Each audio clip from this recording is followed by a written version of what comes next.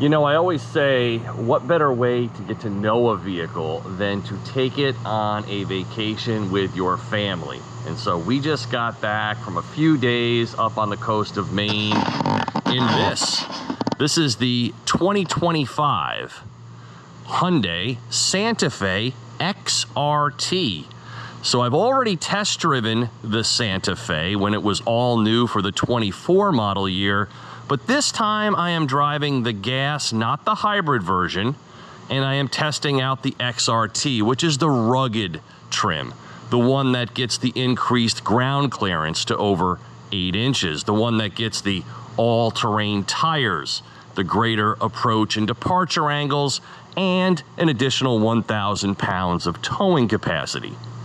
This here in Rockwood Green with the black roof rails and the black wheels definitely has that unique XRT look, if you will. Quite unique. I mean, this was a radical redesign from Hyundai when it was done last year. This moved this vehicle in a completely different styling direction. And I have to say, I was super impressed with this on our trip. I logged big miles. So from our house up to Maine, it's about 4 hours.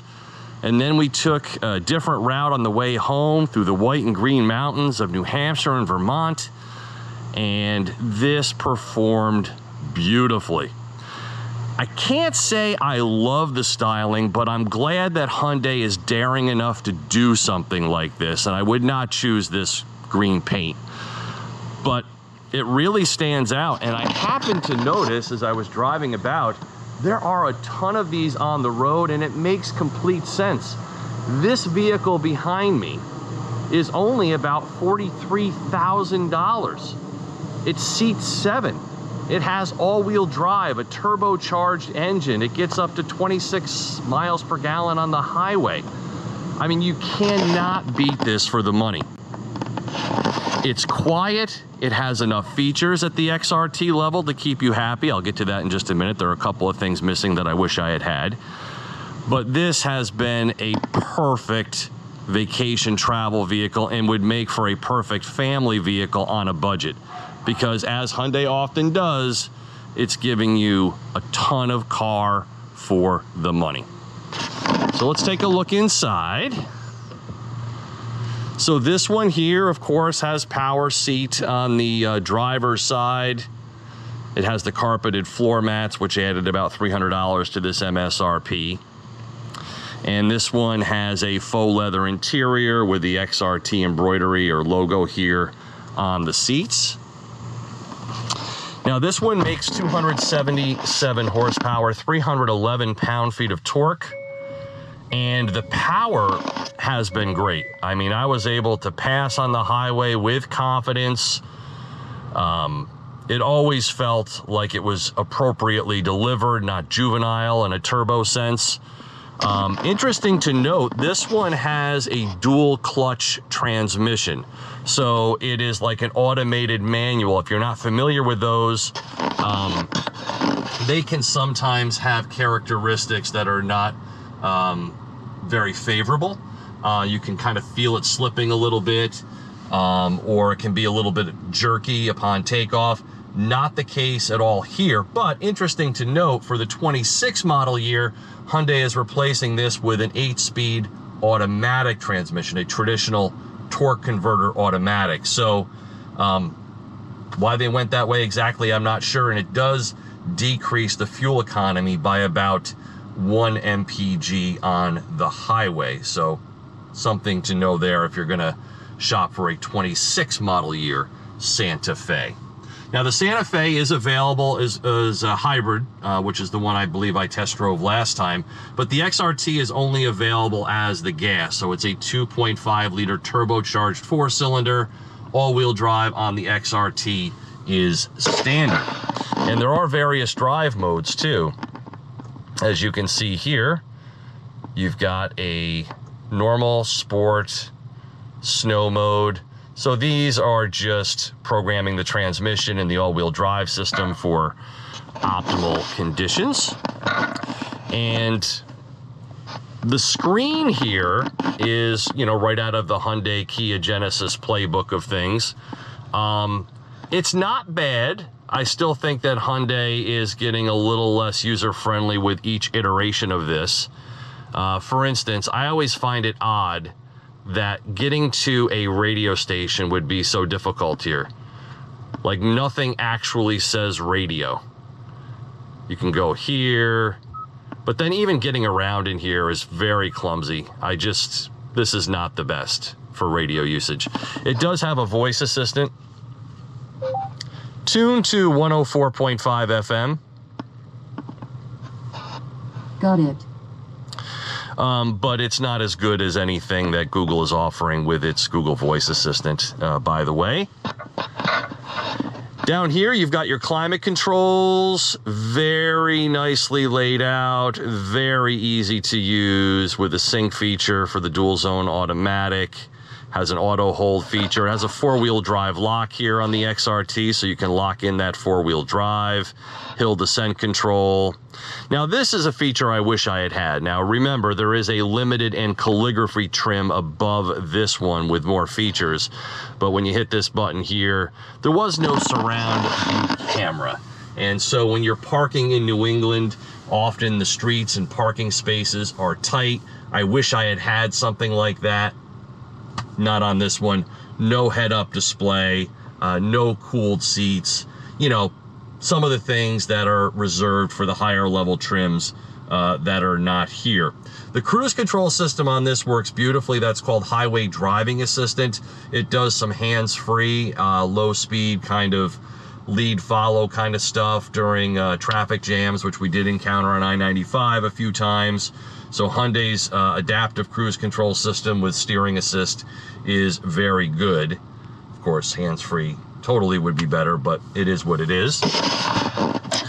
Back down here to the center console, it looks like you get 2 wireless chargers here, but you don't on this trim. It's just on the left-hand side. So folks over here can rest their phone here while it is plugged into one of the USB Type-C ports. And then the center console is kind of cool in that it opens both from the front and from the rear. And this one has a sunroof, but no pano roof. I also wish we had had a rear view camera mirror, only because we had so much stuff piled up in the cargo area behind the second row seat that that would have come in handy. Sure. The seats are comfortable. We gobbled up so many miles in this. Everybody had enough room. We had 4 adults, totally packed behind this. It was still fine. These second row seats both slide and recline, so people were able to move up a little bit to create more cargo room. The cabin is quiet. It's just a great vehicle to travel in, and each time we were thinking that, we would all say to ourselves, like, how is this only like $42,000, $43,000? It's really quite remarkable. And so it's no wonder you see so many on the road now as families discover the new Santa Fe as being a real bargain play in the 3-row segment. It does really everything quite well.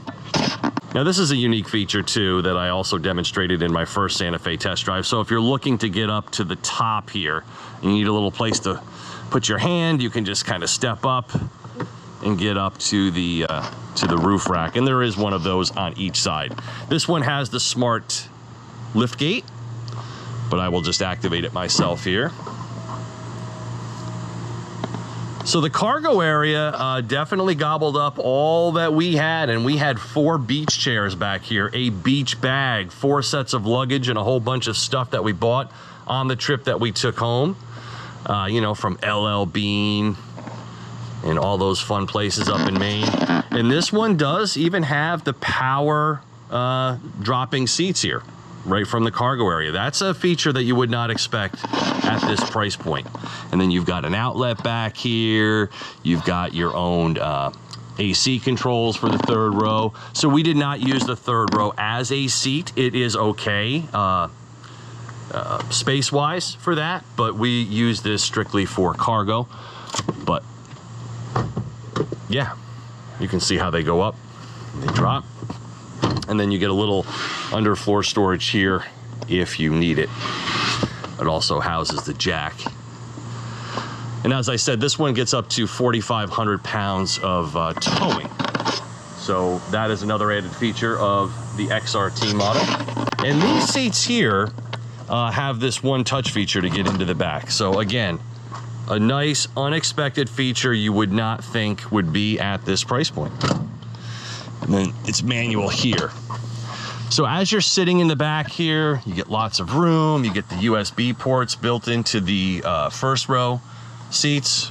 And then you get a nice little cubby down here too, where you can store stuff. So plenty of space to go around. Everybody was happy. Nobody complained about anything. The sound system was good.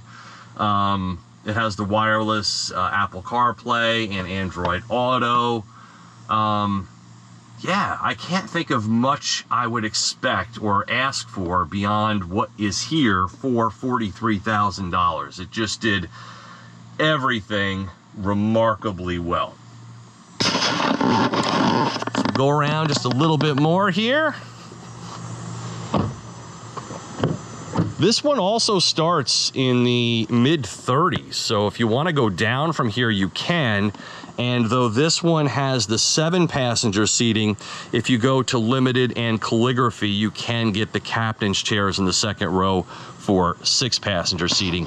Also nice to note that there's a good amount of storage down here below the center console, and then you get another little cubby up here.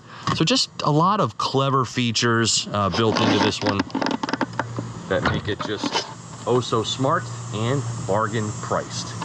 So I have to say our time with the Santa Fe was wonderful. Highly, highly recommend if you want to get the most bang for your buck in that 3-row segment. So for Test Drive Now, this is the 2025 Hyundai Santa Fe XRT. I'll see you next time.